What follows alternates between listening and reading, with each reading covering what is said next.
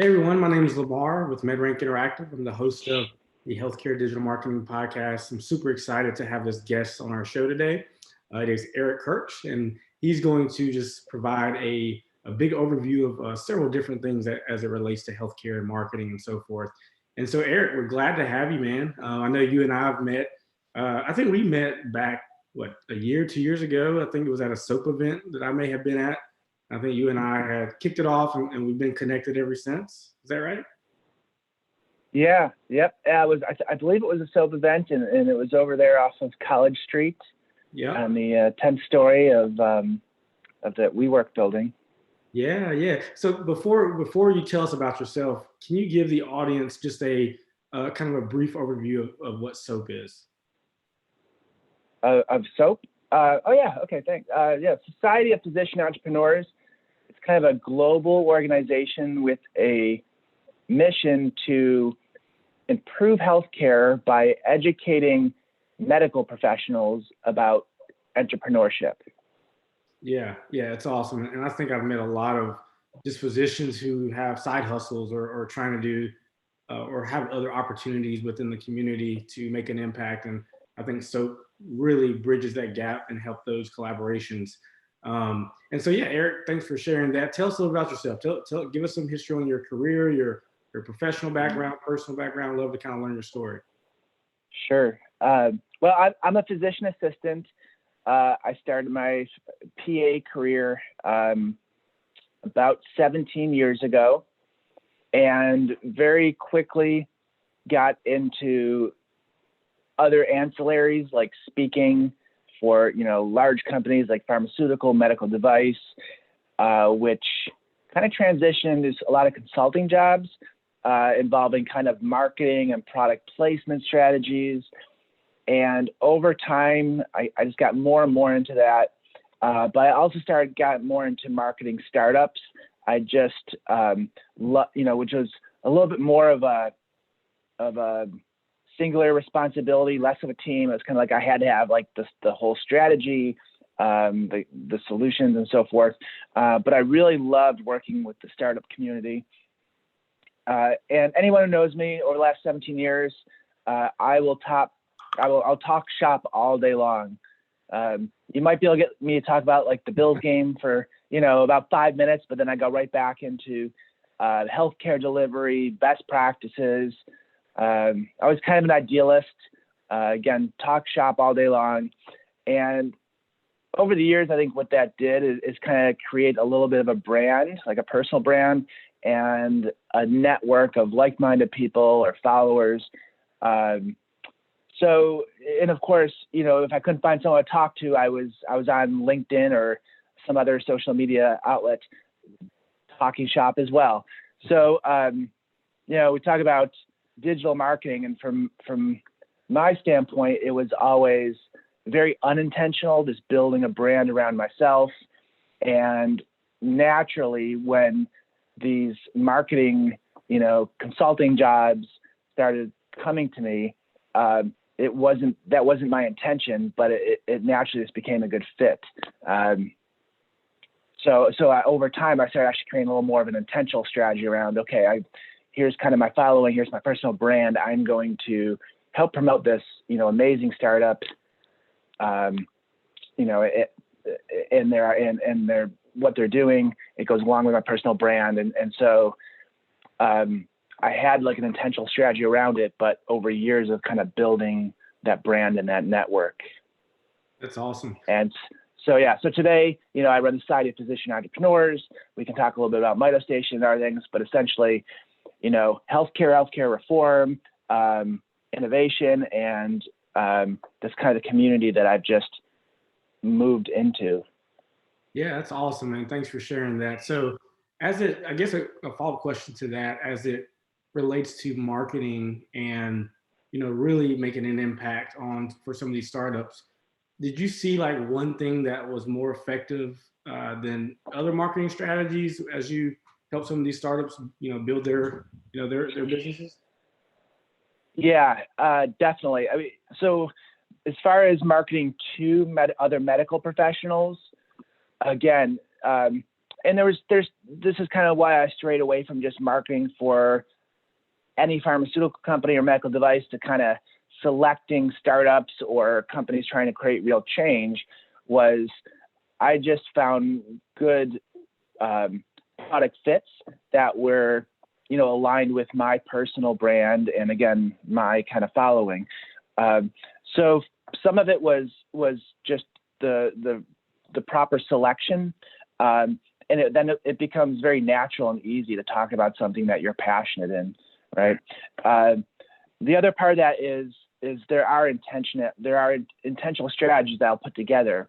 A schedule of, okay, I'm in this Facebook group or this LinkedIn group, and I'm going to go ahead and talk about it. And again, it clearly wasn't a hard sell. It was more of kind of a, let's start a conversation and gradually move it into, a marketing play for, the company that I worked with. Right. Yeah. So a lot of what it sounds like you've done pretty well at is kind of the the community involvement marketing side of things. So really getting the message out there with a lot of the resources that you're connected with, especially in the healthcare space, as you're looking to, help the healthcare, industry, especially here in Charlotte, go to different heights. So it looks like you're really utilizing your resources as being well connected in the healthcare space here in Charlotte to get that message out there across different platforms. Yes. Yeah. And so the originally it was all about other medical professionals and healthcare people. And again, that was something I built over years and years of just being an advocate in that space. And then I'd say more the last 5 or 6 years, also kind of the startup world, especially like healthcare innovation. So yeah, those are kind of two audiences that I tend to connect really well with. Awesome. And so you alluded to Mito Station. So now that I'm more intentional about my involvement in Mito Station, give us some insights on what Mito Station is, what's the purpose of it, and all that good stuff. Sure. Mito Station is essentially an incubator for healthcare startups. It was something we started as an idea years ago. And from my perspective, 2 reasons for it. One was, as I started building some of my own innovations, I really struggled. Finding the resources I needed, the connections I needed. Again, not necessarily on the medical side, but I had no idea how to take a software product to market or how to raise capital or things like that. And so with SOAP and with Mito Station, these were things that I could build that not only help me, but help all the other startups in a similar situation. So, where SOAP is kind of an event-based convening structure, Mito Station is a physical building. It has some virtual, resources, some physical resources, but it's really just there to help startups develop. Yeah, that's awesome. And I think to add to that, just the ability to, have the resources within that group and that, that organization of entrepreneurial healthcare providers or professionals where, for example, you have a podcast room there where we can record podcast interviews to, push that out to the market in the healthcare group. There's so many, and then you have different speakers. There's so many different opportunities to really just add value and connect within that healthcare space. With Mito Station, how has COVID kind of, put things on halt or maybe, progressively slow things down into the direction I guess the goal of it to be? Yeah. So again, we built this very slowly over several years of discovery and asking kind of the community here what they needed, asking the hospitals what they needed, the societies, the doctors, and of course the startups. From a startup perspective, we realized quickly that there was a lot of technology companies in healthcare in Charlotte, and it looked very much like that was going to be one of our strong suits moving forward. So with a technology company, there are some needs for physical resources, but much less than, somebody that has R&D or a laboratory and so forth.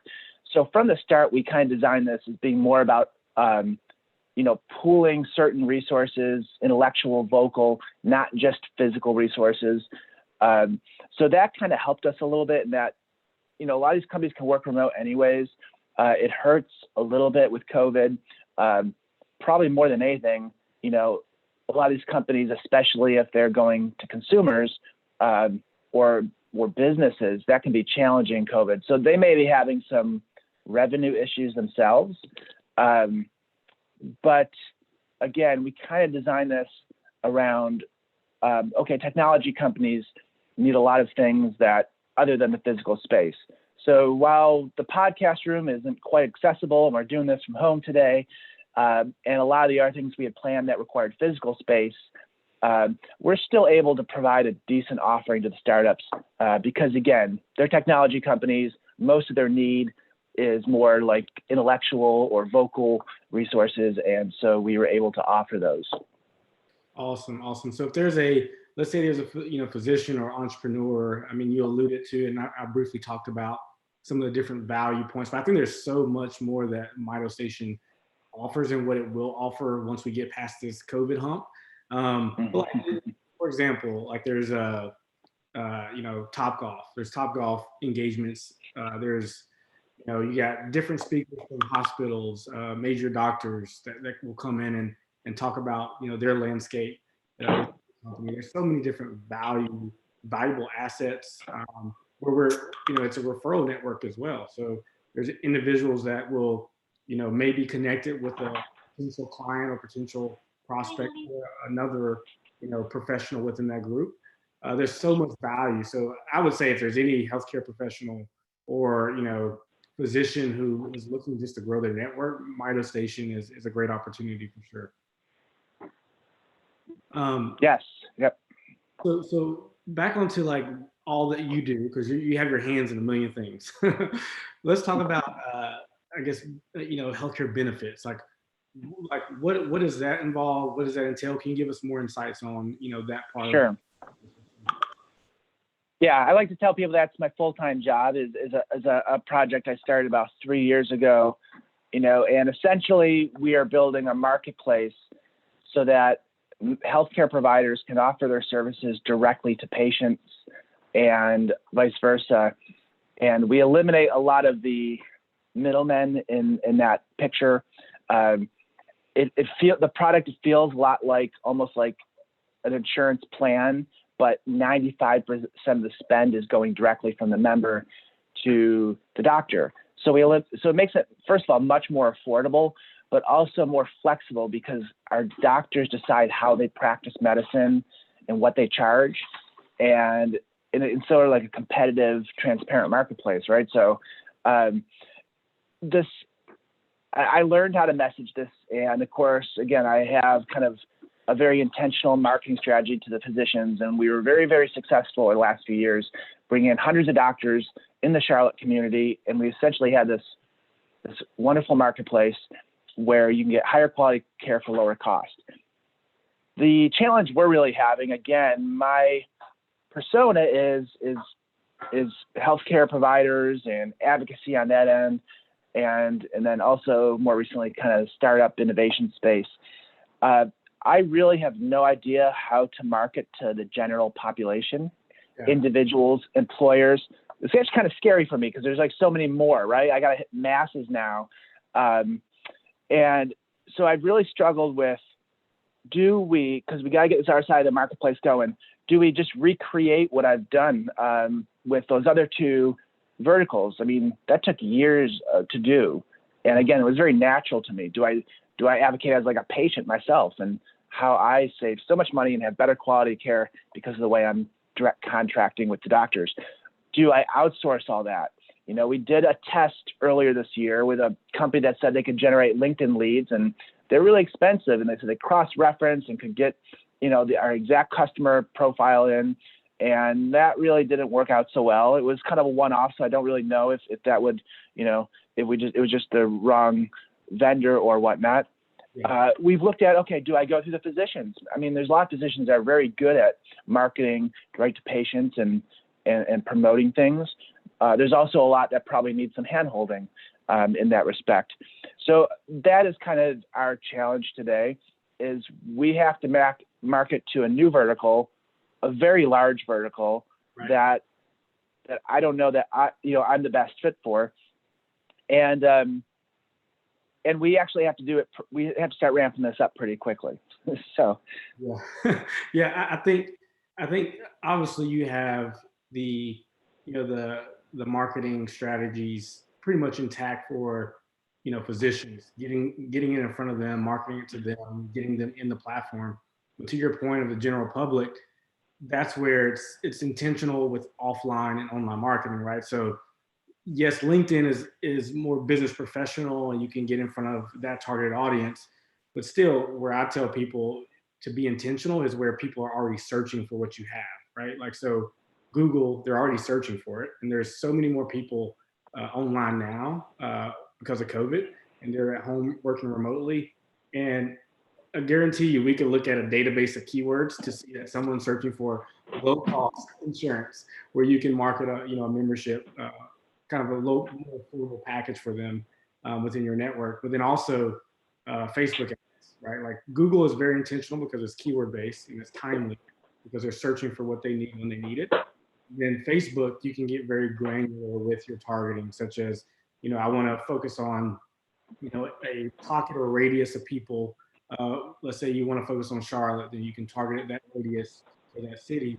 And then you can get very granular with your targeting, such as demographics, age, where they're located, their interests and behaviors and all that good stuff. So I love it. You and I definitely have more in-depth conversation about that, because I love that stuff. Google and Facebook, I think getting to the general public, there's already behaviors happening that you can get in front of them through those behaviors. The problem is those things cost, right? Like if you got paid advertisement for Google and Facebook, kind of like you mentioned with LinkedIn, there's costs associated with that, and you need quick results to kind of determine if that cost is worth the return on what you're getting. But I think with Google, the challenge with Google too is that it takes much longer, right? Like Google rankings, and then also the competitors that you're dealing with, they've been doing it much longer. But if you put in Google ads and you optimize those campaigns correctly, there is an opportunity to get in front of that market when they're searching for your keywords, and then retarget them with Facebook ads as well. So there's things that you can do. It's just, like, to your point, it's the timeliness of it. It's being intentional about when you start, and then also focusing on the offline brand. So part of that too is, to your point, like we have clients where we have a pharmacist, right? And he's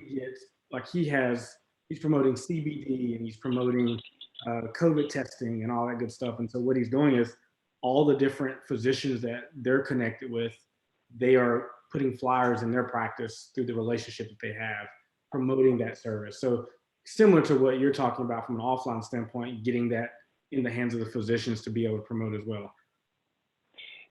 Yes, it is scary. Again, going something that was very natural feeling, and kind of this felt like easy. It was in my wheelhouse just to talk. I would talk about it whether I was actually intentionally marketing or not. Going to something that's going to be a little bit more, I said, not quite my vertical. Still passionate about the topic, just completely different audience than what I'm used to. A different way of marketing, something that could cost, could be more of an investment in money and not time.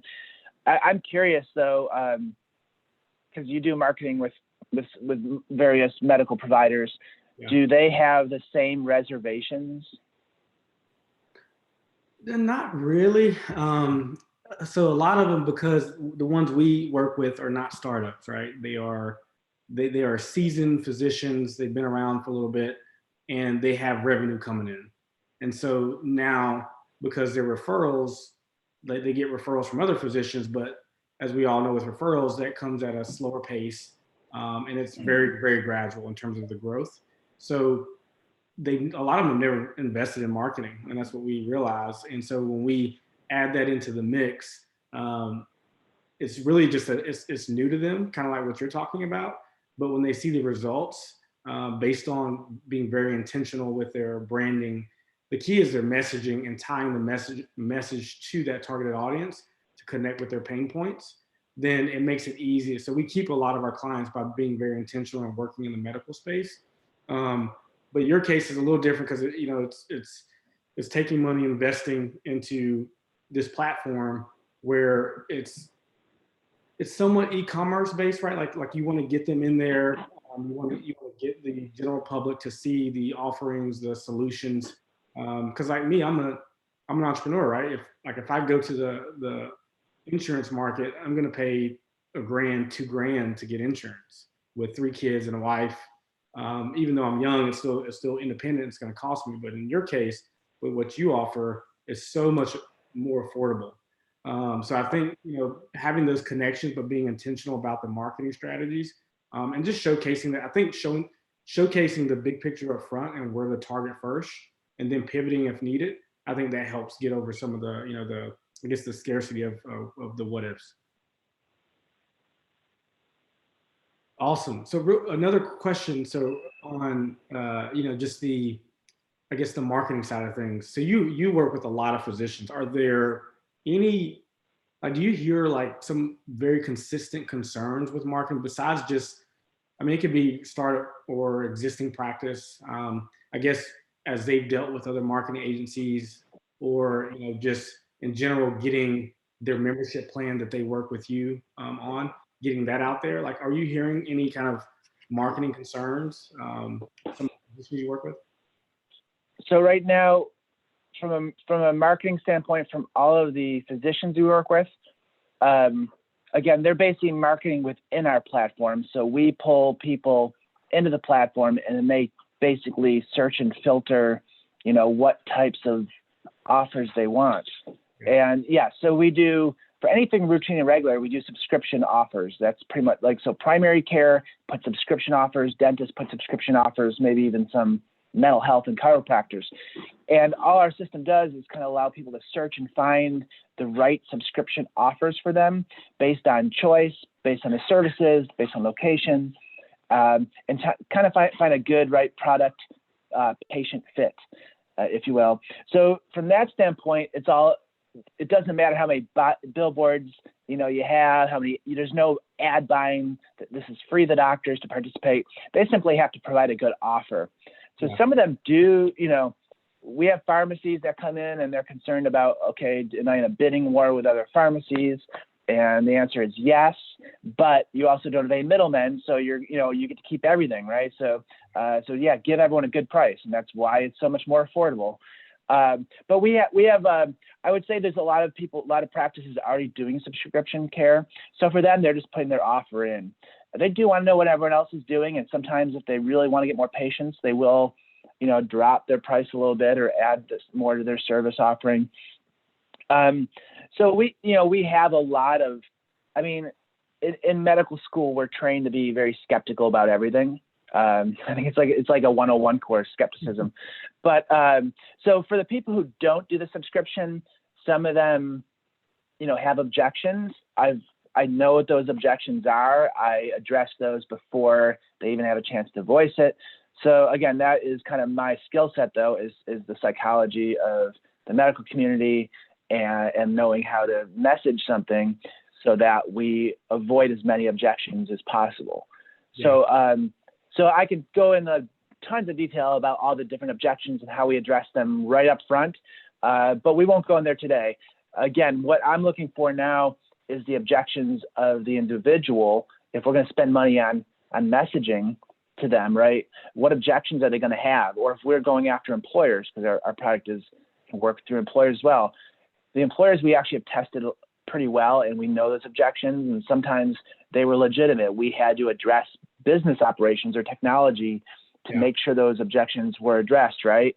But you can't, it doesn't even matter if you address those or not. If you don't have it messaged properly, you're not even going to get them to that point. So I think we still have work to do there. If we didn't have work to do in that area, then these type of solutions would be used all over the place and everybody wouldn't be overpaying for health insurance. Right. But so there's definitely a lot of poking and prodding and figuring it out.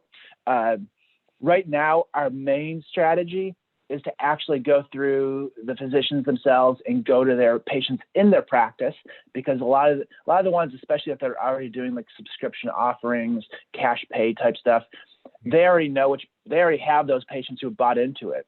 So, okay, all your patients do subscription primary care. Do you think they'd like to have subscription dental and subscription other things in a low cost solution that complements all of that? And so far that's been working out really well, but that's still a very finite number because there's only so many doctors who offer that and they only have so many patients, right? At some point we have to reinvest that revenue into marketing, and we probably, before we have large amounts of revenue to invest, we need to figure out our testing and, have a strategy in place. Yeah. And I think to that point, you can always think about, qualitative versus quantitative, right? Like you can throw a lot of money at, at your marketing, but if you don't have, the general public, some individuals will come in there and you could say, hey, I want you to test this platform, right? Like what would make you not choose it, or, make you move forward with this, this insurance or membership platform plan versus your general insurance. I think that would be like super valuable to really understand some of the messaging and the marketing strategy for for your platform. Last question for you, Eric. What would you say you're most excited about as it relates to the kind of the Charlotte healthcare ecosystem? Because I know you have your hands in everything as it relates to healthcare, but I know you're doing a lot, and I think I'll say this real quick. So, my business has changed dramatically because we niched the business in the medical space about 3 years ago, but then meeting like you and Scott Pope, some of the guys who are really about reform for healthcare here in Charlotte, being so well connected with you guys have made a drastic difference. So I just would love for you to open up to kind of, show your excitement or talk through what you're excited about as it relates to healthcare here in Charlotte. Yeah, I mean, I love change. I kind of thrive off of it. I like challenges. So it's fun to be in Charlotte, right? Because you're always seeing like new buildings going up and lots of changes. And so no different from that in the healthcare perspective.